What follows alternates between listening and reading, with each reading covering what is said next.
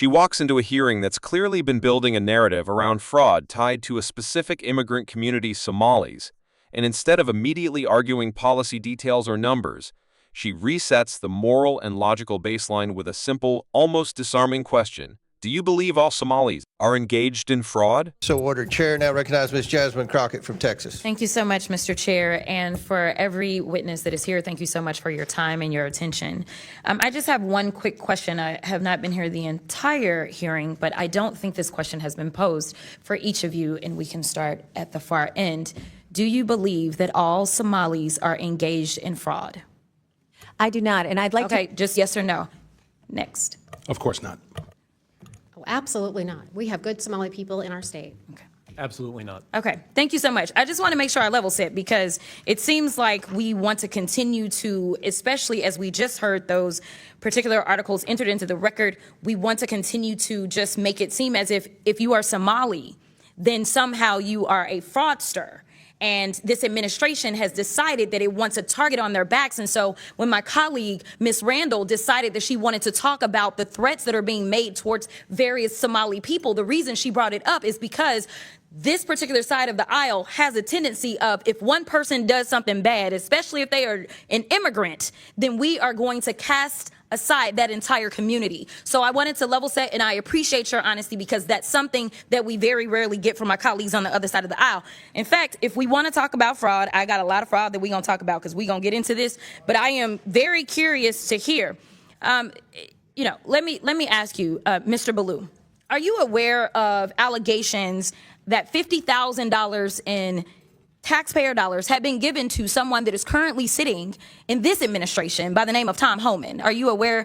Okay, that's a yes. I am. Okay. And last I checked, and correct me if I'm wrong if you have different information, but he was given that $50,000 in exchange for being able to provide contracts and kickbacks to people as soon as Trump was going to get into office. The DOJ was actually investigating this, but as soon as Trump got into office, last I checked, he actually said, go ahead and throw away that case. So it was a Department of Justice investigation, and he accepted the money from an undercover FBI agent in cash. Are you aware as to whether or not we ever got that $50,000 back? I'm not. Oh, okay. Are you aware as to whether or not this committee has decided to investigate that? I'm not. Are you aware as to whether or not any committee in Congress has decided to investigate the fact that we know that he took $50,000 from an undercover officer, and yet we still don't have that money, nor does he have any charges? I'm not. Oh, okay. All right. So let's get into it. We're living through the most corrupt presidential administration in American history, a $300 million ballroom, a $230 million payout from the Department of Justice because the president got his feelings hurt because he had to be investigated for being a criminal.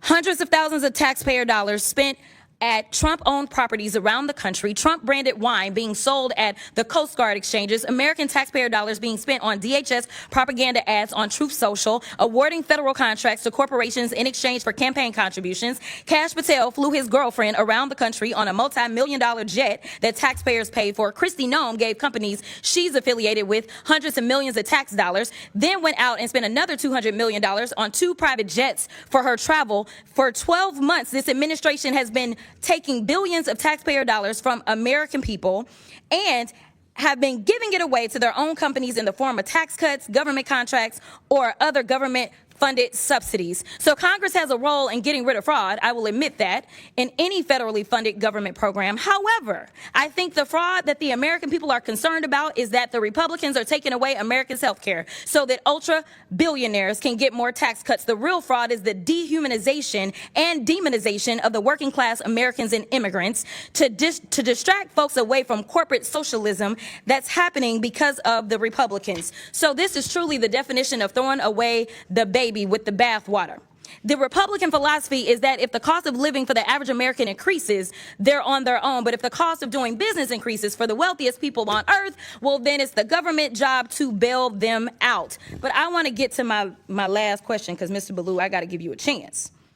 He's been issuing pardons for numerous people who have defrauded the American people. And Republicans on this committee, yeah, just as quiet as the room just got, right? So, Mr. Ballou, talk to me about how the Trump administration has welcomed fraud across government by purging DOJ attorneys and shuttering ethics office across the federal government.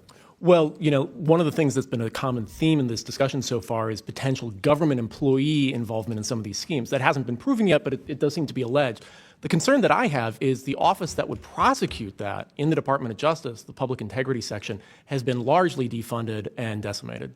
Thank you so much. And my time has expired, but I do have some UCs, Mr. Chairman. You want to do them now? I do. Okay. The first one is from Truth Out. Trump grants clemency to executive who led $205 million Medicare fraud scheme. Without objection, it's ordered. The next one is Trump commutes sentence of Dr. Solomon Melgen, eye doctor, found guilty of Medicare fraud. Without objection, it's ordered. The next one, healthcare fraudster Philip Esfermaze is latest Trump clemency recipient to be arrested. He defrauded more than $1 billion from Medicare. Without objection, it's ordered. Trump pardons nursing home owner and supporter convicted of $7 million in tax evasion. Without objection, it's ordered. Trump and pardons- we'll want all that stuff to put in the record. So, I will. I got you. Trump pardons cost victims and taxpayers $1.3 billion, House Judiciary Committee Democrats review says. From there, Crockett pivots to something deeper, how narratives are constructed in politics. She highlights a pattern. When wrongdoing is associated with immigrants or minority groups, it often gets amplified into a story about the entire community.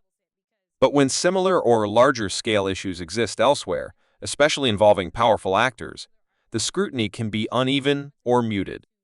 Whether one agrees with her conclusions or not, the key takeaway is about how framing influences public perception more than raw facts alone.